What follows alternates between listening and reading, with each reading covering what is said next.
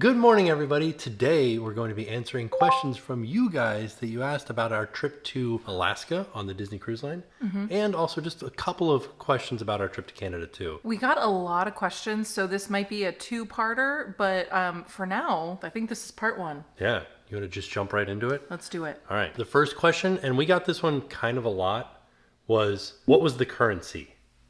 Oh, yeah. So, what was the currency on both the ship in Alaska and in Canada? So on the ship, we used our magic bands, and it went straight to our credit card. But it was also in American dollars. Right, right, yeah, because Alaska is an American state. But it did start out in Canada when we were at the Fairmont. That was in Canadian dollars. But we just used our credit card for that. Yeah, so our credit card automatically converts and everything was no big deal. But I didn't look at our credit card to see what it looked like. So we use a travel card, so we don't have any sort of fees or anything like that whenever we travel. The conversion rate was really good for us. So it was about 70 cents to the dollar. So we were saving about 30% on anything that we purchased in Canada. In case you're wondering, we used the Venture travel card. Yeah, we used the Venture... Capital One Venture card. Yeah. And it's great for points. We get a lot of points, and we use those points. Yeah. So highly recommend checking that out. Not like sponsored or anything. That's just like what we've been using, and it works for us. There might be better credit cards out there, but this one works for us. Our next question was, and this one is kind of consistent across all Disney Cruise Line ships, is were there 2-prong/3-prong plugs available? In other words, were there American plugs available on the ship? And yes, there were. There was a couple of traditional, American looking plugs over by the mirror, and then any of the plugs that were near the beds, sometimes on one side of the bed it's just like a regular 2-prong plug, and then on the other side it's a European style plug that's 240 volts. And if you look on the bottom of your charging brick for your phone or for your computer, usually they'll say 120 240 slash, so it means you can use it for both voltages. And you don't have to have any sort of conversion brick that converts the currency down to 120. You can just plug those straight in. But be sure to read what is on the bottom of your brick. Well, because one time I plugged in it's like a brush, like a heated brush. And I plugged it in, I think, to the wrong thing. Just for a second. No, you were good. I was scared that it was going to be the wrong thing because I thought that it was just straight in heating coil, but it wasn't. Oh. It was a digital inverted heating coil. Because you were like, did you read it? And I was like, no. I took it right out. Yeah. That was okay. Here's a real quick one. So we kind of got a lot of questions about this, was how did I attach my phone to the window of the plane? And you'll see kids with this a lot, but on the back of your phone, you can get little suction cups. And yeah. Suction cup it to the You don't window. have it on your phone right now. Yeah. But it looks like a little panel of 15 suction cups, little tiny ones. Yeah, and we'll put a link to that in the description down below so you guys can check it out if you're interested. Our next question was, would this be a good, they know that Disney Cruise is more geared towards children, but would this be a good option for adult couples without children? Absolutely. And 1 million trillion infinity %, yes. Yeah, and there are also specific excursions that are adults only. It can sometimes be hard to find excursions that fit our family because we have a 2-year-old and a 5-year-old, and a lot of excursions will start at 5 or 6 or 7, and so sometimes it's hard to find excursions for 2-year-olds. So if you are not traveling with children, it's going to be way easier for you to find something to do.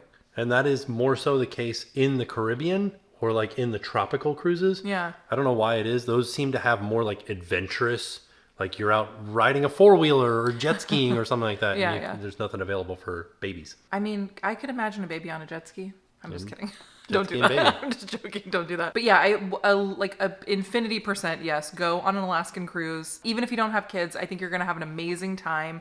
I think the whole point of the Alaskan cruise is just to spend time together. It's very slow paced. You're really enjoying the scenery. It's a lot of spending time on your balcony or on the ship's outside decks and just looking at everything. I think that you would have a blast. Before we went on this cruise, Disney told us that their main goal of an Alaskan cruise is to allow people to connect with nature in Alaska and have a kind of you're roughing it. Not rough. How do I explain this?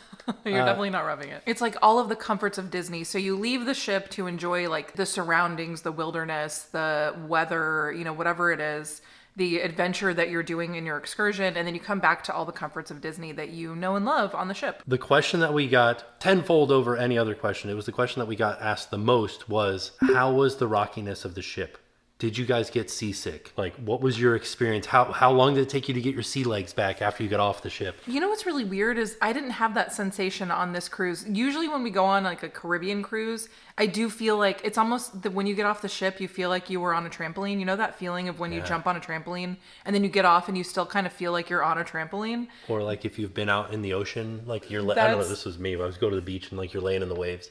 But on this cruise, I never felt that. I never felt that feeling getting off the ship. Even after being on the ship for a week, never had that feeling. So the way that it works on an Alaskan cruise is the first day at sea, maybe the first 2 days at sea, you're not quite in the channel yet. So you do have some like rocking motion side to side on the boat, which is really great for falling asleep. But then once you get into the channel and you got land on both sides of you, it was dead flat. Like it was like sailing on a lake. Like there was 0% rocking. And there was moments where you're like, are we moving? It was really beautiful though to be looking out the window and seeing trees.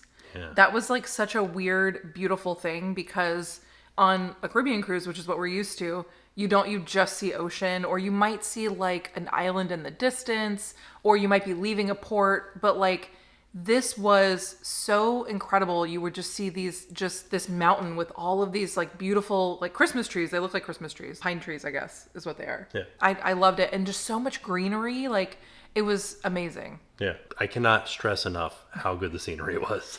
And it's like one of those things where you can watch a video like all day long, but until you go and really experience it, I can't explain to you how beautiful it is. Like you have to see it. The next question, people were asking, did I ever get my luggage? I did get my luggage. I'm sorry that I didn't mention it in the video. I got it 20 minutes after I said, where's my luggage? I hope I get my luggage. Everybody got their bags though, except for me. Oh no. And I'm kind of like nervous that I'm not going to get my bag, which will be not great because I only have this one outfit. Right? It came 20 minutes later. I don't know. But 20 minutes later, I got my luggage. So we're all good. But you guys in the comments did leave some really good suggestions. I guess there's this thing that you can do called cross-packing. Yeah, we probably should do that in all reality, where I just put a couple of things in Tim's bag or the kid's bag. That makes sense. That's smart. One person asked, why don't we ever talk about the shows, like the Broadway style shows? Well, and I read this question, but you literally went on a rant for like 20 minutes about the Golden Mickeys. Yeah. So you did talk about the show. And Captain Minnie was supposed to host the show, but Captain Minnie needed to captain the ship. And it turns out I don't know what an ensign is. Oh yeah, he was like, I don't understand why their name was Ensign Benson. Like, what a strange name. Ensign Benson is a true star and is able to host the show, even though they thought they couldn't do it. An ensign is like a person in like the Navy. Yeah, it's like a rank. Yeah, we didn't know that. So we got a few comments that were like, you don't know what an ensign is? And then they explained what an ensign was. So now we know. Yeah. Makes total sense. Turns out I'm not a true sailor. That's true. But we do like the shows. So we did watch the last one that I really like stuck with me was the Beauty and the Beast show. That was so beautiful. I'm really excited to always see the shows. Moana and the Treasure. I didn't see it. So good. Yeah, so we tried when we did our family cruise on the Treasure. It was delayed or canceled, so we never saw it. Yeah. But you saw it. Yeah, it was really good. Yeah, but we do like the shows. I think because we can't film it, it's not a huge, maybe we don't talk about it long enough. Maybe that part, maybe you skip that part. I don't know. Yeah. But we do talk about it. It's just not like a really long segment, unless Tim is ranting about the Golden Mickeys. Then it's a really long segment. I really like the Golden Mickeys. I like that they had like a red carpet thing where the lady was out front and she's like interviewing people. Oh, when they left the show? No, before they came into the show. They were like coming in on the red carpet, but it was just like families on the cruise. That's fun. I like that. Yeah. And I got to see those people later in the cruise. I borrowed some binoculars from the kid that was on the red carpet. Wow. Yeah. I like that. Look at that. So they were asking, do we have any tips on packing for a 1-year-old? And we've done a lot of cruises with infants, and like when Jackson was little, when Oliver's still little, to me at least. The one thing that I am really, even now, I will make sure that we have whatever snack they're into. I will make sure we have that snack, because I really don't want to deal with the meltdown because I don't have their special veggie puff or their special granola bar or whatever it is. I will make sure that we pack their snacks that they're like eating a lot of right now. Right. You want to make sure that you bring like, swimmy diapers, bring enough diapers. There was a time where we forgot wipes, and that was a little difficult. So make sure you have those things. Bibs. Yeah, bibs. Something that really helps us is the disposable placemats. Yeah.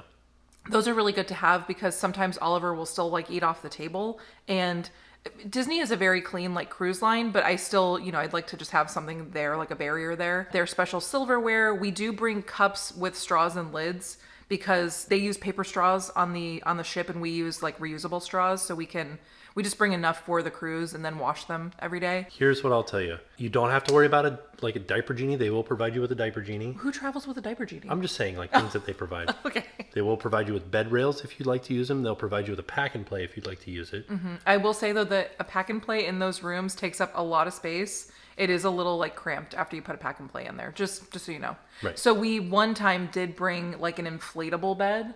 It was like this little, it almost looked like a pool float, but it was like a baby inflatable bed. It just took up less space, and you could deflate it every day. Something else that's really good to have, especially if your kids are still doing baths, is grab a coffee cup from up on the deck. They're like that thicker, they're not paper, but you know what I mean? And then you can use that for bath time, like to pour the water. Right. Because the ones that they give you in the room are glass, so I wouldn't use those. One other thing that I will mention about the snacks is that the breakfast is right there. Like Cabanas or Marceline is right there. Like it's quick to get to it, but sometimes it's not quick enough for a toddler.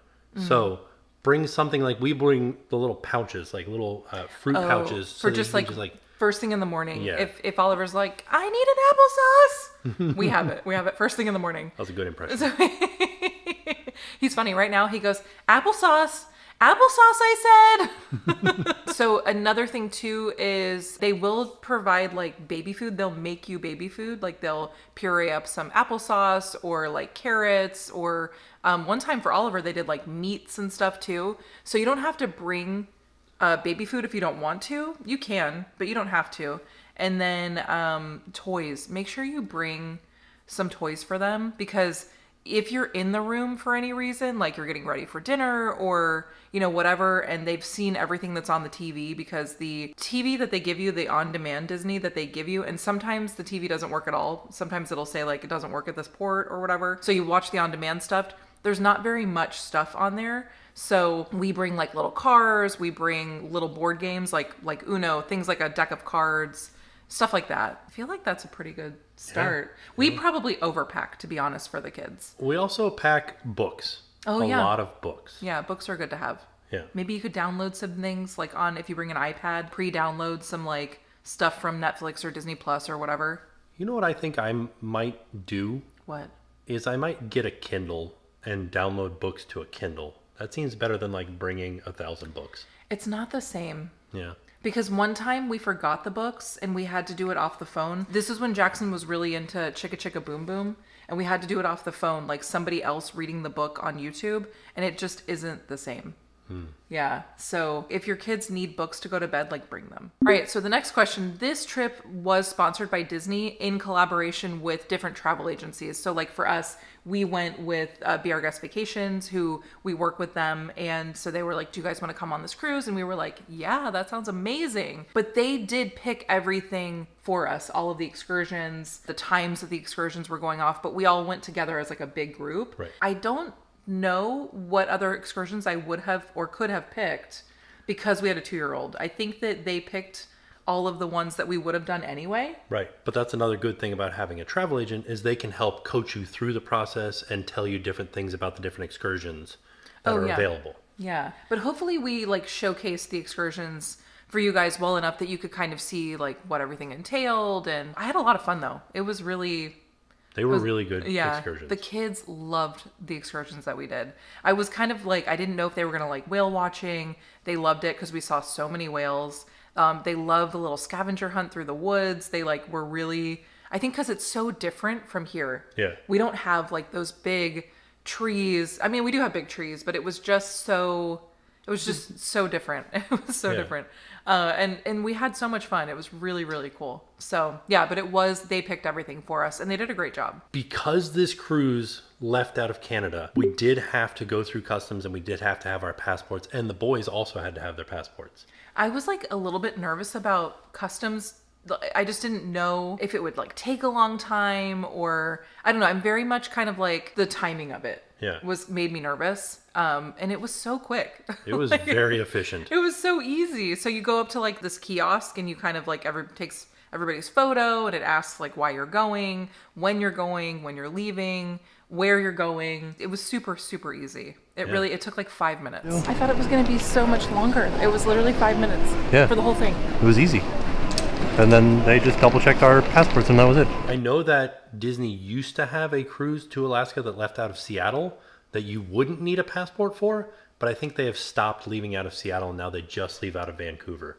It might sound like it's like difficult, especially with little kids, but it really wasn't. Yeah. Yeah, everything was pretty seamless. Remarkably easy. I really could not believe how fast we got through customs. And when we came back into the country, they ask you a few questions and, you go on your way. It really didn't take long at all. And I will say, because we had a stroller, they put us through the express line every time. Yeah. And I don't know if that's like an every time thing, but because we had a stroller, they're like, oh, okay, yeah, you guys go this way. So that was also really helpful. They told us because we have a stroller, we can go to number 2. And did cut down on the time as well. I don't know if this is the case in Vancouver because we came back to America through Calgary.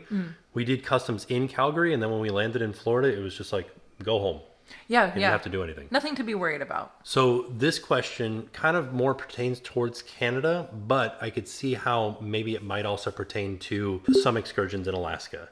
They asked if we got altitude sickness or if we got shortness of breath at altitude. And I will say this, I didn't get any sort of sickness. No, I didn't feel anything. But at the top of Sulphur Mountain, I was trying to hide it so bad from Jackson because he was nervous about going up so high. I don't know. It wasn't that he was nervous about going up so high. I don't know where he got this in his head, but he kept saying, do we have to have oxygen? And I was like, what do you mean, buddy? And he goes, are we going to need oxygen? And I'm like, are you asking if there's not enough oxygen in the air and we need oxygen? He's like, yeah. And I was like, no, I don't think so. Yeah, he learned somewhere about Mount Everest. Oh, is that what it was? And how, people need oxygen to go up Mount Everest. Yeah, so he was nervous about being up high enough to need oxygen. And I was like, I don't know. You know how kids will like read something or see something and then it really sticks with them? That was the thing that stuck with him. And I was like, we're definitely not going to be as high as Mount Everest for sure. So on top of Sulphur Mountain, we were at about 7,800 feet. And I was like struggling on those stairs. Oh, no. But I was trying my hardest to hide it because I didn't want Jackson to see me like having a hard time catching my breath. Oh, because he did say, he's like, am I going to be able to breathe? That's what he kept asking. Am I going to be able to breathe? That child was running around everywhere on top of that mountain. He was fine. No issues. But I'm like... I didn't go on top of that mountain, but I never felt any kind of sickness from, Yeah. We were up pretty high in Banff. I think it was like a gradual... I think because we like gradually went up. Well, we landed high in Calgary. Yeah, but and I think that, I don't know, it just, I think we did it the right way. Yeah. Yeah. The first part of this question, they said, I hope you find turtle. So in this cruise, we did lose Jackson's turtle when we left the hotel in Vancouver. I think that the turtle was in the bed, like in the bed sheets. And so we've been in contact with the hotel, and then the hotel has been in contact with the third party that cleans their bed sheets, like the laundering service. And they still haven't found turtle, and it's... I'll be honest. I think that the third party probably laundered turtle with bleach, and he came out not the same. I mean, I think I would still want him back, even if he was bleached. Right. Like, even if he was just like a single like thread of fabric, I think Jackson would be happy to have him back. But no, we haven't gotten him back yet. We did buy another turtle, the same one, but it's not the same. It is the same, but it's not like his turtle that was like worn and washed and, because it was like 6 years old. So yeah. It's getting there though. He's starting to fall more and more in love with turtle. And then they asked, would the Alaska cruise be fun if you didn't do any excursions? And I think that yes, I think you could have fun just enjoying the scenery around you and getting off at the ports and not like actually going on an excursion. Cause I think, I don't know if this is like a money saving question or, cause you can get off at the ports and not spend any money and just explore the port. But I think you could have fun. Yeah. But the excursions really were a highlight for me. Yeah. Now that we have been cruising a bit, I know that when we book a cruise, when we first booked a cruise, I was like, maybe we won't do any excursions. We'll just like figure it out when we get there. Now whenever we book a cruise, I'm like, what excursions can we do? Because they turn out to be a great way to experience that location. But you also want to make sure that you get in before they sell out, because they will sell out, and then you'll be like, dang it. Some of the exciting ones, like zip lines and things like that, will sell out. But I think you could have fun, depending on like what kind of speed you are. If you're like a really relaxed, kind of chill person, and you can just sit on the deck and read a book and enjoy that, then yeah, you'd have a great time. All right, so what's the next question? All right, so I've been hiding it from you because I can't wait to hear your reaction to what this question is. What? And that is, my husband and I are debating whether to do an Alaskan Disney cruise or go to Tokyo Disney. Ooh. Which should they do? I think Tokyo. Yeah? I do. I don't know. The Alaskan cruise was fantastic. It really was. But if I had to pick, I think I would go to Tokyo again. Here's what I would do. Okay. I would... Oh, why not both? Because you're already on that coast. I mean, right? I know this that's is expensive. I was going to say... Yeah. This is like a bucket list type thing. You do the cruise because you're already on that coast. You're right there. And then you fly over and do Tokyo. I would do it reverse order. I would fly all the way over to Tokyo, then do the cruise on the way back. Because that's like relaxing. For us, from Florida. And then the time change and everything works out better. But I would say you skip a year. Like you don't go on vacation 1 year in order to save up to do both. Oh, okay. You know what I mean? Yeah. I also want to mention that the kids just came back from the playground, so you might hear them in the background. The next question is about PhotoPass photographers. Were there any on the Excursions? They were like right outside of the ship at the port. Right. They weren't like out past that though. Right. Yeah. So and we got some really fun pictures, with like the life ring, kind of like when you go to Castaway and you take those pictures right where the ship is behind you, kind of like those vibes. Yeah. And I will say that if you're buying the photo package, I think that you should do the scenic photo backgrounds as well. Oh, on the ship? On the ship. Okay. That's a really good way to get your money's worth. And on some of the ships, I didn't see it on the Wonder, but on these days where they have the scenic backgrounds, there'll just be a white backdrop. And they'll do like a full-out Sears photo shoot for you. We have some really good like photos of the kids from that, actually. Yeah. It was fun. Mm-hmm. So they said, did you see any goats on your drive up to Banff? And I didn't see any goats. We saw a lot of cows. Well, we saw one deer, but it was like literally outside of the Chili's. Yeah, in Banff. It wasn't like in the forest. It was like right in a parking lot. Yeah. Which was weird. But yeah, no goats on the drive to Banff. But then you did see goats when you went to the top of Sulphur Mountain. There were like the mountain goats up there. We also got a lot of questions about the GPS guide app that we used on our trip through Banff. So our friend Chris, who we were visiting his family, that's who we were with when we were in Calgary and Banff. This is Chris Pratt, the original Chris Pratt. This is our friend Chris Pratt. I think he's the better one. Yeah. He said, I have this app. We can listen to it while we're driving, or we can listen to music. And we were like, yeah, let's listen to the fun. I want some fun facts. Fun facts. And the name of the app is called Guide Along. So we're using this app called Guide Along that uses GPS to give you fun facts about the area. And it's not just for Banff, it's for all kinds of different areas. They've got one for Yellowstone. They've got one, I guess, for the Keys. Oh, that's cool. Yeah, check it out. How do you find it? It's in the App Store. Just search Guide Along GPS Audio Tours. So it looks like this. The cool thing that I liked was that on the drive there, because the drive there and the drive back are like the same, you see the same things, right? So you would think that the drive back, you'd be getting the same information, but they gave different facts on the drive back, which was neat, because you would see the front side of a mountain on the drive there, or like one side of the mountain on the drive there, and then on the way back you would see like the other side. Right. So it was neat. It was neat that they had so much different information for, there and back. Yeah, I liked it. His name was David Thompson. Whoa. You know who else was named Dave Thompson?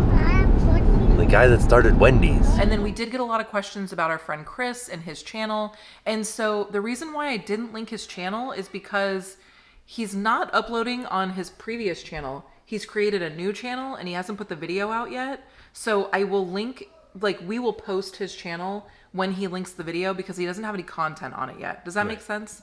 So his old channel was the Holy Moly, which I will link for you to check out. You can see his older adventures. But he was telling us that he created a new channel that he wanted to put these videos on. So that's why I didn't link it. Yeah. Because I was waiting for him to upload his video.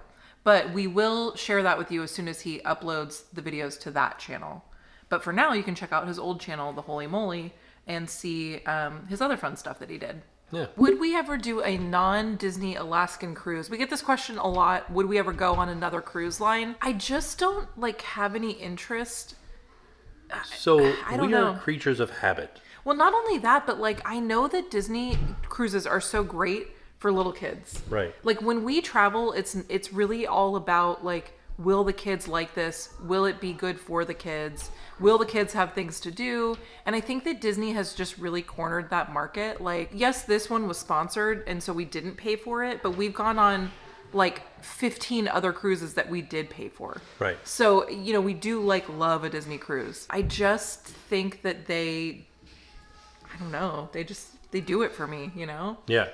I think that Disney does a really good job of travel.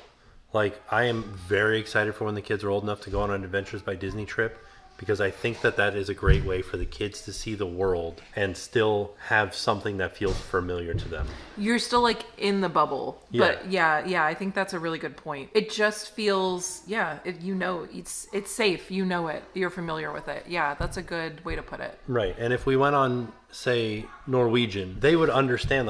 Jackson would be like, yeah, we're going on a cruise ship, but he wouldn't know where to go on the cruise ship. He wouldn't. Well, we don't know because we've never done it. That's true. But I do think that just Disney does a great job with having the characters there.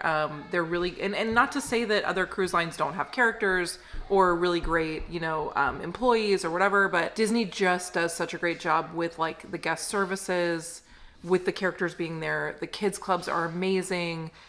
I don't know. I don't. That's probably not the answer you want. You probably are yeah, go on a Royal Caribbean cruise. And I'm not saying we'll never go on one, but it's not in the cards for us right now. Right. If we did go let's say on a Royal Caribbean cruise, what ship would you recommend? Because I know there are a lot of Royal Caribbean fans out there. So if there's a ship that you recommend for a 2-year-old, what would it be? Right. Because they also look very overwhelming to me. I think going on the Wonder's so small. Yeah.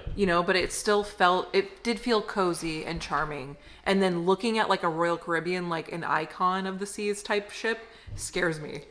It's so big. It feels like Disney Cruise Line is like Orlando, where it's still a city. Yeah. But then when you get on the Icon of the Seas, it's you're in New York City. Yeah, it's it's a lot. Know? Yeah. It just looks like too much. Right? I think I would be way overstimulated. You're in Times Square. Which some people love that. Yeah. I don't know. So let me know if we should go on a Royal Caribbean cruise with a 2-year-old. Which one would you do? So there you have it. That was all the questions that I have picked out so far. So this is a part 1. I do think that we had a lot more questions, and we will answer those in a part 2. Yeah, if there's any questions that you think we missed, or leave them in the comments of this one. Yeah. So thank you guys so much for watching. Can't wait to go on another Alaskan cruise at some point in our lives. We are planning another one though, just so you know. We loved it so much that we are looking at another one possibly next year or the following year. So we truly had an amazing time. If it's possible, I would love to go to Alaska and Hawaii every year. Those are 2 things that I would if I was. This is our, our dreaming out loud. Is a wish your heart makes. But yeah, they're Alani, not even just Alani, the Hawaiian Islands are just beautiful, but Alani again is another place where it feels familiar, but it's still, you are kind of outside of your comfort zone. But Alani's so great too, yes. Yeah. So thank you guys for watching. All in all, it was a fantastic trip. And with that being said, we are off. We'll see you guys tomorrow. And now it's time to pay the price.